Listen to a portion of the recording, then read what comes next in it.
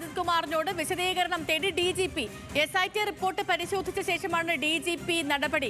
വിശദീകരണം ലഭിച്ചാൽ വൈകാതെ ആഭ്യന്തര വകുപ്പിന് റിപ്പോർട്ട് കൈമാറാനും തീരുമാനം. കേസിൽ അന്വേഷണം അട്ടിമറിക്കപ്പെട്ടു എന്നാണ് കണ്ടെത്തൽ. ദേവൻ MP വാർത്തയുടെ വിശദാംശങ്ങളുമായി ചേരുന്നു. ദേവൻ, ഗുഡ് മോർണിംഗ്. ഇപ്പോൾ ഈ ആലപ്പുഴ രക്ഷാപ്രവർത്തന കേസിൽ SIT റിപ്പോർട്ടിൽ ADGPക്കെതിരെ കണ്ടെത്തലുകളുണ്ട്. അപ്പോൾ ഇനിയിപ്പോൾ അജിത് കുമാറിന്റെ കൂടി വിശദീകരണം കേട്ട ശേഷം അടുത്ത നടപടി, അങ്ങനെയാണോ തീരുമാനം?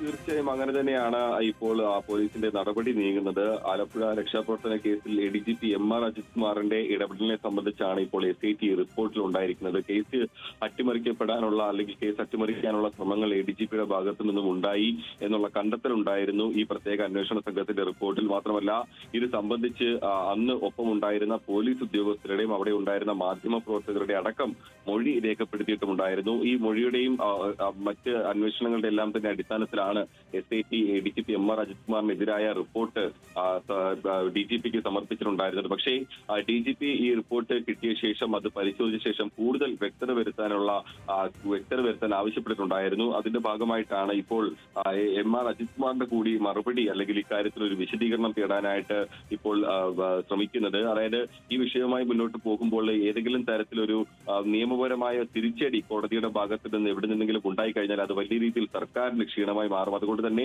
എല്ലാ രീതിയിലും പഴുതടച്ചിട്ടുള്ള ഒരു നീക്കത്തിനാണ് സർക്കാർ ശ്രമിക്കുന്നത്.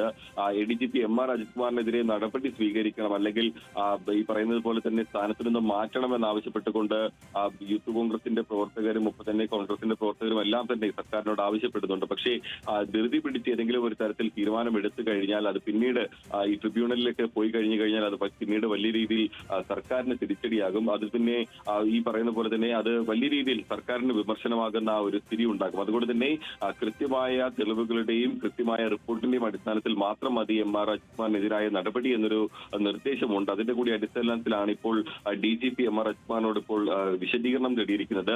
ഈ വിശദീകരണം കൂടി ലഭിച്ച ശേഷം അതിനകത്തൊരു അന്തിമ റിപ്പോർട്ട് തയ്യാറാക്കും. ആ റിപ്പോർട്ടായിരിക്കും പിന്നീട് ഈ പറയുന്ന പോലെ തന്നെ ആഭ്യന്തര സെക്രട്ടറി വഴി അത് ആഭ്യന്തര മന്ത്രിക്ക് മുൻപിൽ എത്തുക. ആഭ്യന്തരമന്ത്രി രമേശ് ചെന്നിത്തല തന്നെയായിരിക്കും സ്വാഭാവികമായും MR അജിത് കുമാറിനെതിരായ നടപടി സ്വീകരിക്കേണ്ടത്, അല്ലെങ്കിൽ എന്താണ് ആ നടപടി എന്ന് വ്യക്തമാക്കേണ്ടത്. നിലവിൽ ഏതായാലും ഈ മാസം അവസാനമാണ് ഈ പറയുന്ന പോലെ തന്നെ MR അജിത് കുമാർ DGP ആയി സ്ഥാനക്കയറ്റം ലഭിക്കുക. അതിനു മുൻപായി നടപടി സ്വീകരിക്കണം എന്നുള്ളൊരു നിർദ്ദേശം അല്ലെങ്കിൽ അത്തരം ഒരു വികാരമാണ് പ്രത്യേകിച്ചും യൂത്ത് കോൺഗ്രസ് പ്രവർത്തകർക്കൊക്കെ ഉള്ളത്. കാരണം ഈ രക്ഷാപ്രവർത്തനത്തിന്റെ പേരിൽ അത് വലിയ രീതിയിൽ വന്ന് യൂത്ത് കോൺഗ്രസ് പ്രവർത്തകർക്ക് മർദ്ദനം നേരിടുകയും അതിന്റെ പിന്നാലെ തന്നെ പോലീസ് തന്നെ MR അജിത് കുമാറിനെ സംരക്ഷിക്കുന്ന ഒരു നിലപാടിലേക്ക് എത്തുകയുമെല്ലാം ചെയ്തിട്ടുണ്ടായിരുന്നു. ഏതായാലും ഈ വിഷയത്തിൽ ഇപ്പോൾ DGP റിപ്പോർട്ട് തേടിയിട്ടുണ്ട്.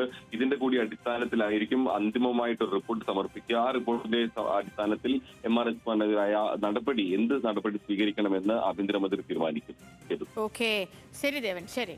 ഇപ്പോൾ MR അജിത് കുമാറിന്റെ കൂടി വിശദീകരണം കേട്ട ശേഷം തുടർ നടപടി എന്നുള്ള നിലയിലേക്ക് കാര്യങ്ങൾ എത്തുന്നു.